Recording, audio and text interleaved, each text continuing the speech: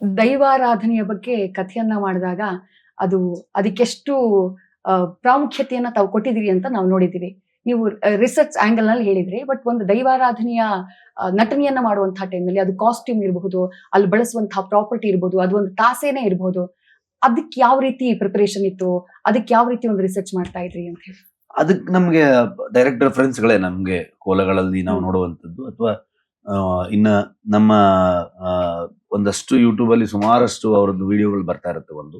ಇನ್ನೊಂದು ಡೈರೆಕ್ಟ್ ನೋಡೋದಕ್ಕೆ ರೆಫರೆನ್ಸ್ ನಮ್ಗೆ, ಅಥವಾ ಇನ್ನೊಬ್ರು ಅರ್ಥ ಆಗದಿರೋರು ತೋರಿಸೋದಕ್ಕೆ ಅನ್ನೋ ತರ.